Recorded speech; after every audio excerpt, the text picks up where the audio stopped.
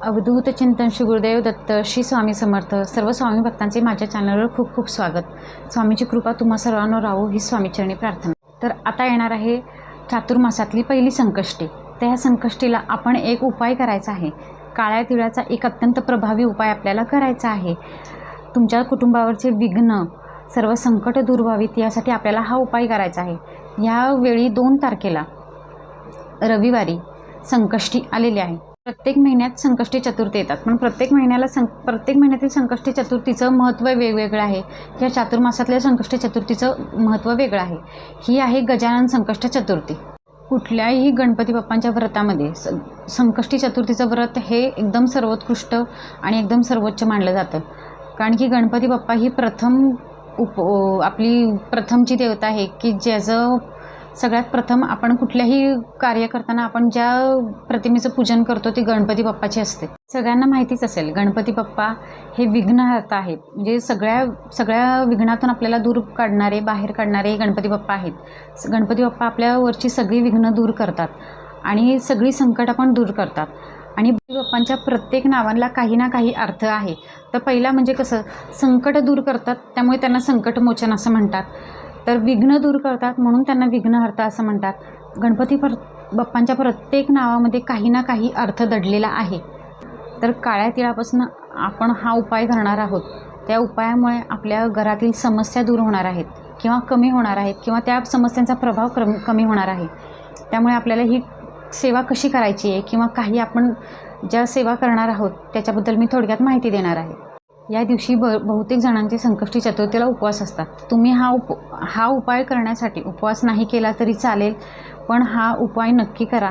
कारण की या उपायाने गणपती बाप्पाला आपण प्रसन्न करणार आहोत आणि गणपती बाप्पा आपल्याला संकटातून बाहेर काढणार आहेत। चातुर्मासात संकष्टी चतुर्थी दिवशी केलेले उपाय हे खूप प्रभावी असतात। त्यामुळे आपल्याला ह्या दिवशीच गणपती बाप्पांच्या समोर आपल्याला हा उपाय करायचा आहे। आयुष्यात अडचणी येत असतील किंवा काहींना घरात अशांतता असेल किंवा आजारपण असेल, कुणाच्या कुंडलीत दोष असेल तर आपण ही प्रभावी सेवा करू शकता। तर या दिवशी रविवारी या दिवशी चतुर्थी आलेली आहे। त्यामुळे रविवारी सकाळी लवकर उठून तुम्हाला स्नान करायचं आहे, स्वच्छ कपडे घालायचे आहेत, परिधान करायचे आहेत, स्वच्छ सगळं आवरून आपल्याला देवघरासमोर बसायचं आहे। देवघरात समोर बसल्यावर आपल्याला देवपूजा आधी करायची आहे। देवपूजा केल्यानंतर आपल्याला गणपती बाप्पाची विधिवत पूजा करायची आहे। गणपती बाप्पाचा अभिषेक करायचा आहे व्यवस्थित। आपल्याला अभिषेक पंचामृताने करायचा, पाण्यानं करायचा।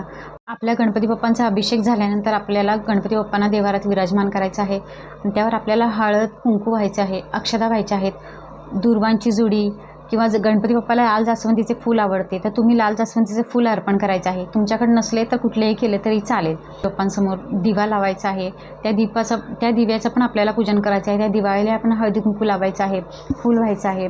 त्याच्यानंतर आपल्याला धूप लावायचं आहे, अगरबत्ती लावायची आहे आणि त्यांनीही आपल्याला गणपती बाप्पाला ओवाळून घ्यायचं आहे। त्याच्यानंतर आपल्याला गणपती बाप्पाला गुळ खोबऱ्याचं नैवेद्य दाखवायचं आहे। तुमच्याकडे गुळ खोबरं नसलं तर तुम्ही कुठल्याही गोडाच्या पदार्थाचा नैवेद्य दाखवू शकता, पण गुळ खोबऱ्याचा नैवेद्य हा सात्विक असतो, त्यामुळे गुळ खोबऱ्याचा नैवेद्य हा आपल्याला गणपती बाप्पांना दाखवायचा आहे आणि आपल्याला तिळाचा उपाय करायचा आहे। तर आता बघू आपल्याला तिळापासून आपल्याला काय उपाय करायचा आहे। तर आपल्याला तांब्याचा एक कलश घ्यायचा आहे किंवा तांब्याचा एखादा लोटा घ्यायचा आहे किंवा तांब्या ग्लास घ्यायचा आहे। त्यात आपल्याला काळे तीळ घालायचे, त्यात पूर्ण भरून स्वच्छ पाणी घ्यायचं आहे आणि स्वच्छ धुवून घेतलेला तांब्या आपल्याला तो घ्यायचा आहे। त्यात आपल्याला स्वच्छ पाणी घ्यायचं आहे, त्यात आपल्याला काळे तीळ घालायचे आहेत। प्रत्येकाच्या देवघरात शिवलिंग असेलच असं नाही, तर तुमच्या घरात असेल तर तुम्ही एक ताम्हण घ्या किंवा स्वच्छ एक ताट घ्या, त्या ताटाचे शिवलिंग घ्या। आणखीन आपण जे काळ्या तिळाचं पाणी केलेलं आहे तर ओम नमः शिवाय असं म्हणत त्या पाण्यानं आपल्याला शिवलिंगावर ते पाणी असं आपल्याला अर्पण करत राहायचं आहे। आणि जर तुमच्या घरात शिवलिंग नसेल तर तुम्ही शिवमंदिरातही जाऊ शकता। तुमच्या घराच्या आसपास एखादं शिवमंदिर असेल तर तुम्ही तिथे पण जाऊन हा अभिषेक केला तरी चालतो। शिवलिंगावर आपण जल कशासाठी अर्पण करायचं आहे, तर या काळ्या तिळाचं पाणी आपण शिवलिंगावर का अर्पण करायचं आहे, तर शिवलिंग म्हणजे कोण?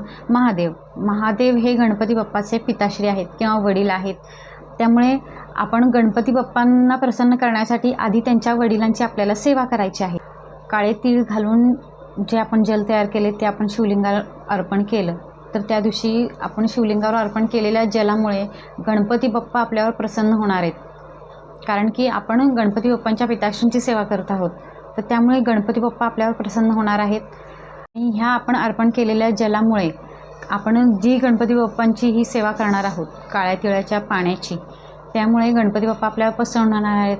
आपल्या घरातील अडचणी, समस्या, शारीरिक व्याधी किंवा आजारपण किंवा भांडणतंटे वगैरे असतील तर हे आपले गणपती बाप्पा दूर करणार आहेत. कारण की गणपती बाप्पा हे सगळी विघ्न दूर करतात सगळ्यांची. आपल्याला संकष्टी चतुर्थी दिवशी हा साधा सोपा उपाय करायचा आहे आणि हा उपाय काही अवघड नाही आहे. तुम्ही घरातही करू शकता किंवा बाहेरही महादेवाच्या मंदिरात जाऊन शिवलिंगावर जाऊन काळ्या तिळाच्या पाण्याचा अभिषेक किंवा पाणी अर्पण तुम्ही करू शकता. फक्त तुम्हाला पाणी अर्पण करत असताना पूर्ण वेळ अगदी बारीक पाण्याची धार लावायची आहे आणि पूर्ण वेळ आपल्याला ओम नमः शिवाय असा जप करायचा आहे. आणखीन काळ्या तिळाची सेवा ॲड करणार आहोत. ती म्हणजे काय, आपल्याला उजव्या हातात काळे तीळ घ्यायचे आहेत आणि काळे तीळ घेऊन आपल्याला सलग 108 वेळा ओम श्री विघ्नहर्ताय नमः मंत्र कळला का तुम्हाला? ओम श्री विघ्नहर्ताय नमः 108 वेळा हा आपल्याला मंत्र म्हणायचा आहे. हा जप म्हणून झाल्यावर आपल्याला त्या हातातले काळे तीळ एका वाटीत किंवा एका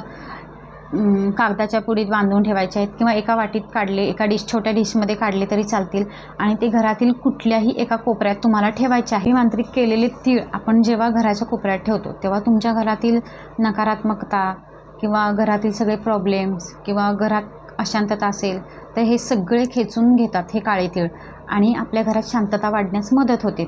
या दिवशी गणपती बाप्पांचा आणखीन एक मंत्र म्हणायचा आहे. मंगलमूर्ती विघ्नहरा, मंगलमूर्ती विघ्नहरा, दुरित नाशना कृपा करा. मंगलमूर्ती विघ्नहरा, दुरित नाशना कृपा करा. या मंत्राचा आपल्याला 108 वेळा जप करायचा आहे. आणि जी व्यक्ती अगदी श्रद्धेने आणि भक्तिभावाने ही सेवा करेल त्याला या सेवेचा लाभ मिळणार आहे. आणि अगदी साध्या सोप्या ह्या आपल्या उपाय आहेत, हे अगदी आपले साधे सोपे उपाय आहेत जे आपण घरच्या घरी पण करू शकतो. याने तुमचं काहीच वाईट होणार नाही आहे, जे काय होईल ते चांगलंच होणार आहे. याने आपण गणपती बाप्पाची सेवा करणार आहोत. महादेव जे गणपती बाप्पाचे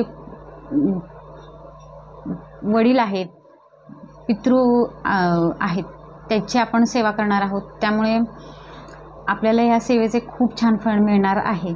त्यामुळे तुम्ही हा काळ्या तिळांचा उपाय नक्की करून बघा आणि अनुभव घ्या. व्हिडिओ आवडल्यास लाईक, शेअर आणि सबस्क्राईब करा.